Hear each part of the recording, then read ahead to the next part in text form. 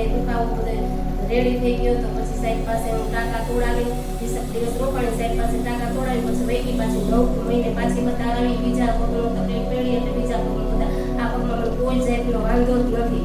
કોઈ કદાચ પલોઠી વળાય છે, પછી ઉપર ચડે દાદરો ચડે ઉતરી શકું છું, કોઈ જાતનો વાંધો નથી. હું કોઈ સાહેબને બતાવવા આવી નથી. આ પગે જમણા પગની તકલીફ હતી, પગમાં કોઈ બતાવવા અત્યારમાં ડાબા પગની તકલીફ પડી તો 9 મહિને પાછી બતાવવા આવી.